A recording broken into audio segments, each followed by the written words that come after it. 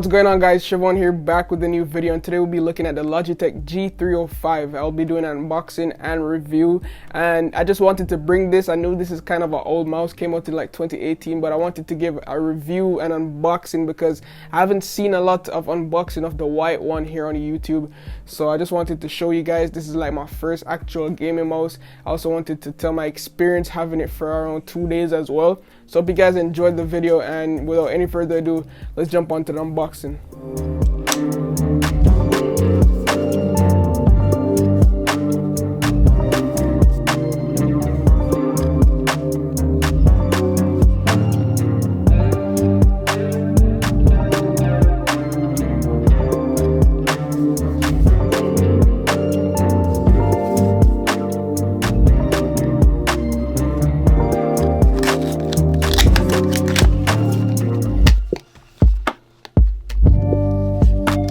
I recently decided to make the switch from controller to start playing keyboard and mouse. Whenever I'm usually playing keyboard and mouse, I would casually use my Logitech MX Master 2, which is my productivity mouse, and it was working pretty well, I guess. And I didn't know how bad of a gaming mouse it was until I got this G305.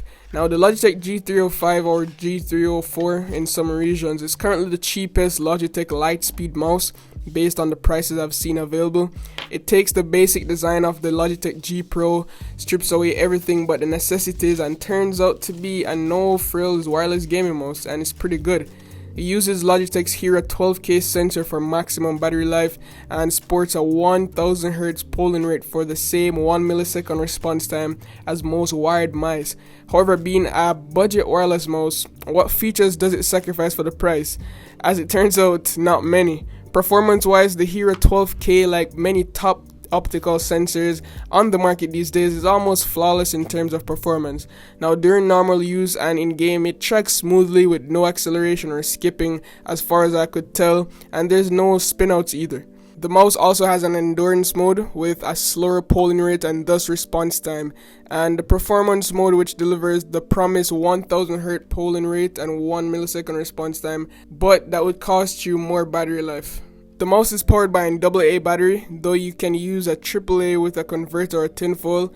I've been using the mouse only for a couple days now, so I can't really tell how the battery life is, but I'm assuming it probably lasts a couple, 1 or 2, 3 months. The wireless connection is flawless like most Logitech wireless mice these days. It's as simple as plugging in the dongle and turning the mouse on and you're good to go.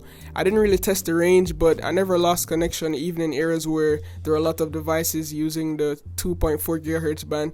If you're having issues with the connection, there's also a receiver extension including the box, so you could always move the receiver slightly towards the mouse to avoid any issues.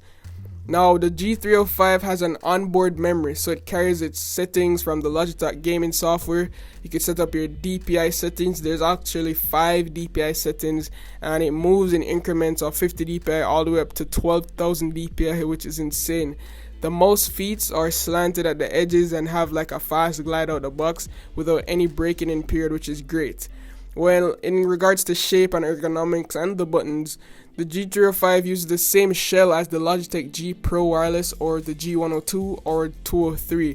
So if you have tried those before, you will know the G305 feels like. It's a small oval shaped mouse with slight comfort curves in the buttons. The back slope downwards though, but not as far as the G100s or the G Pro Wireless. My biggest issue with the shape is the sides.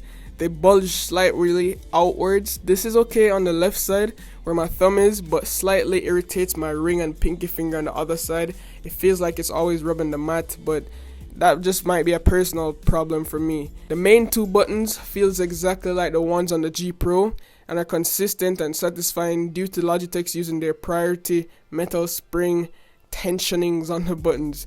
They're loud though, I must add, with a fair amount of travel as well compared to other mice I've tried. Now, though they're light and I never felt fatigue using them, there's a clear, sharp tactile feedback on the down press, which makes for a very satisfying click, and this is what they sound like.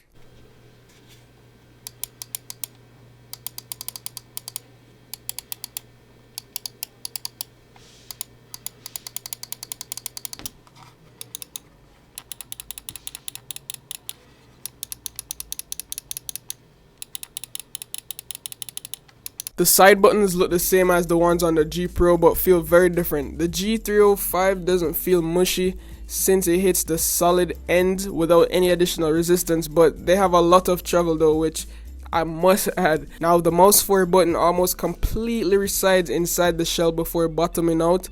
This is just an issue with the feel, and since there's no like pre-travel and the click registers immediately, it isn't that issue for me. So make sure that you try one out before, because not everyone would like this feeling. The scroll wheel is notched and nothing special in my opinion. It works and works well. Mouse 3 is stiff and harder to press than most mice in my opinion. The scroll wheel on my MX Master 2S is a way better scroll wheel, but yeah, that just might be a personal preference. As for the weight, it depends on the battery you're using. With the AA alkaline it comes with out of the box, it's kind of pretty heavy for a gaming mouse in this generation because it weighs just under 100 grams, which is still light in my opinion, but some people think that's heavy for a gaming mouse. You could get it down to 90 grams though using a AA lithium battery, and even lower with a AAA battery and a converter that you could find on Amazon. So if weight is a matter for you, yeah, I guess you could try those different options. Some other notes that I want to add is that there's no RGB on this mouse, which was done in order to save battery and cut down on the weight and I guess price. There's also an extra mouse foot at the back of the G305 in order to add stability, but it also means that no third party designed for the G Pro will not fit with this feat. Now some pros and cons in my opinion: it's lightweight, which a personal preference. You have a long battery life, great sensor, good options for customization in the software. It's cheap. It comes in white, which I love white because that's my setup right now. So it's like a good cheap mouse that comes in white. Not all mices are in white right now, and if they're in white, they're expensive. It also has good mouse feet. The 1 millisecond response time is flawless and the wireless connection is great. Cons in my opinion is a lack of RGB, which is, I don't know, I'm not really too big on RGB on mouses, but I guess that could be a con for some people. The side buttons may have too much travel. The extra mouse feet, which is a necessity, you need that like a dedicated G305 mouse feet packs, which sucks, but yeah, that's a thing.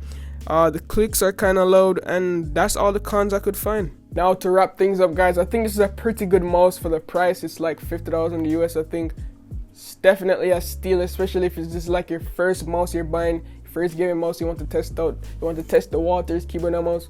Definitely go for the G305. It's almost like the G Pro Wireless but cheaper. It's like, how good can the G Pro Wireless be from this? That's what I always ask my friends and they can't answer it. So if you could answer it, leave it down below in the comment section. But before we go, I just want to say, this mouse you will not regret. If it's on sale, cop it, buy it right now, especially if you want a white one to blend in with your setup.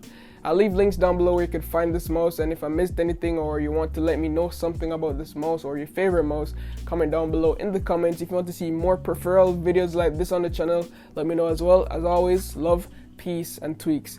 Signing out.